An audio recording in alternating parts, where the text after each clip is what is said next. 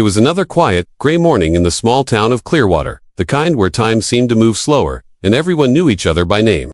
Inside the old diner on Main Street, the comforting aroma of coffee and buttered toast filled the air. Rain tapped gently against the windows, and the soft crackle of the griddle blended with the low hum of conversation. Among the regulars moved a young waitress named Mia. Her uniform was faded, her shoes a little too worn, but her smile that was genuine. Even when her world felt heavy, she made sure no one saw the cracks. Her heart was bigger than her paycheck, and that's what made her stand out.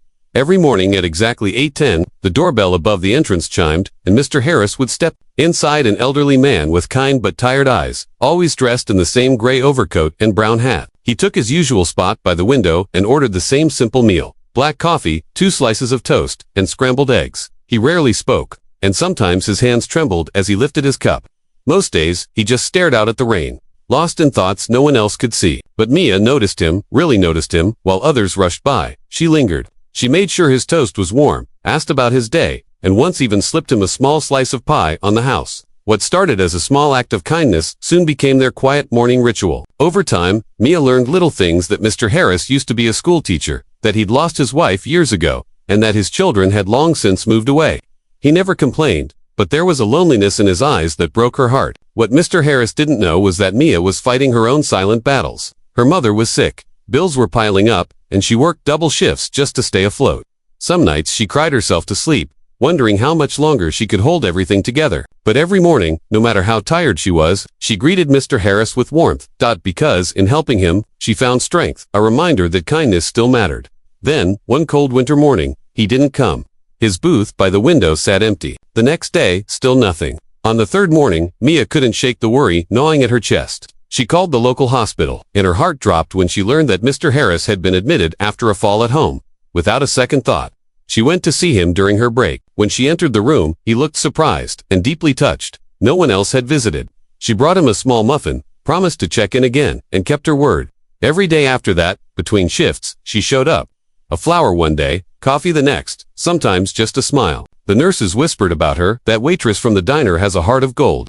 A week later, Mr. Harris returned to the diner. His steps were slower now, but his eyes were brighter. Mia's face lit up the moment she saw him. She helped him to his booth, brought his breakfast with extra care, and as he prepared to leave, he paused and said softly, "You remind me of my daughter." Mia smiled, not realizing how much those words would come to mean. Weeks passed. Life returned to its gentle rhythm, until one morning, something unexpected shattered the calm.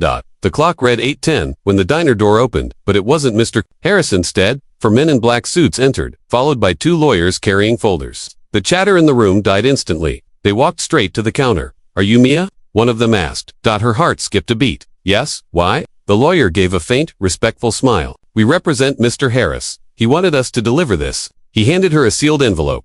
Mia's hands trembled as she opened it. Inside was a handwritten letter and a folded document. The letter was simple, yet it carried more warmth than any she had ever received. Mr. Harris thanked her for her kindness, for the light she brought into his days, and for reminding him that compassion still exists in a world that often forgets it. Then she unfolded the document and froze. Mr. Harris had left her his home, the same little house on the edge of town, along with enough money to pay off her mother's medical bills and finally let her breathe again. The lawyer explained quietly. He had no family left who wished to claim the estate. He said, "You were the only person who ever treated him like family." Tears streamed down Mia's face. The entire diner sat in stunned silence. The man who had quietly sat by the window all those mornings had left behind something far greater than money. He'd left behind a legacy of gratitude. That evening, Mia visited his home. It was small but warm, filled with books, photographs, and gentle traces of a life once lived.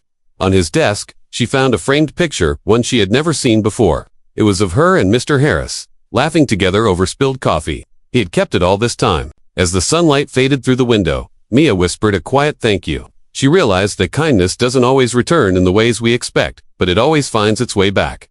From that day forward, she made a promise to keep spreading kindness, one small act at a time. Because in helping a lonely old man, she had discovered the greatest truth of all: love, in its simplest form, is the most powerful legacy we can ever leave behind. If this story touched your heart, don't forget to like, share, and subscribe to Whispers of Kindness. Your support helps us share more real stories that remind the world there is still goodness out there, if you just take the time to see it.